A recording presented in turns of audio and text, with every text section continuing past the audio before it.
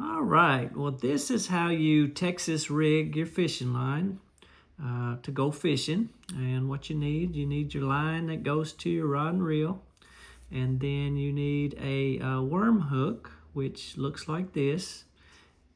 This is a 1/0, 1/0. That's what that means. It's different than a size 1, 2, 3, or 4. They're a 1/0 hook. They got 1/0, 2/0, 3/0, and so forth. They're just bigger and thicker as you get in higher numbers.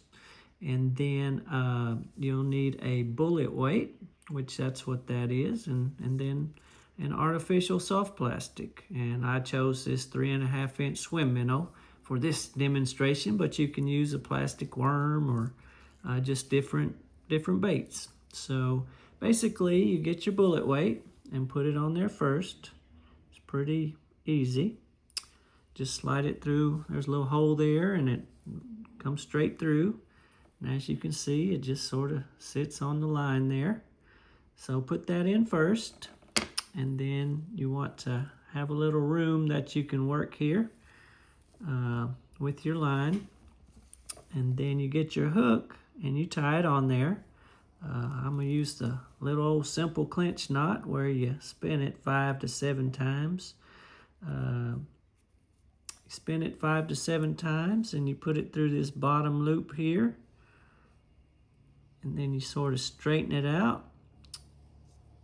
And then you put it through this top loop. And then you hold on to that and you sort of pull it through. And a lot of people say to wet the knot. Gets a little better grip.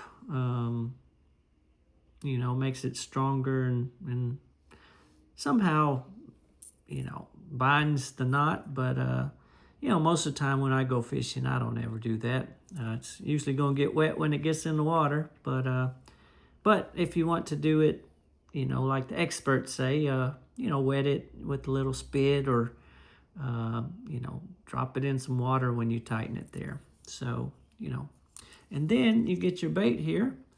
And since this is a 3.5-inch swim minnow, you'll insert the hook here and pull it out just like that.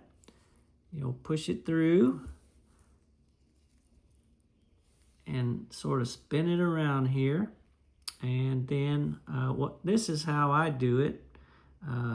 Just pull it through and I let it sit on this 3.5-inch swim minnow at the top so it's a little exposed.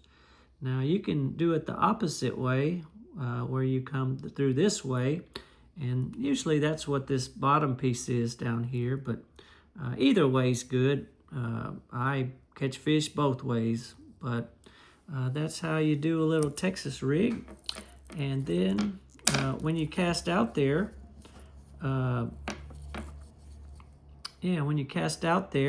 that weight just sort of goes up and down a little bit, but as you throw it out, it gives you, a little more weight so you can cast it further, but also, that weight drops a little bit, and it just depends really how fast or slow you work it back in. And a lot of the times you'll want to get some pliers and clip this down, probably about right there.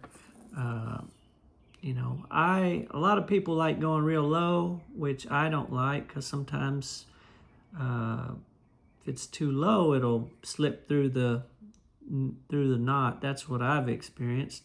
But then if I clip it, about 1 centimeter, I don't know, maybe about leaving that much left, if you can see. I have a pair of pliers. Where'd they go? And here they are.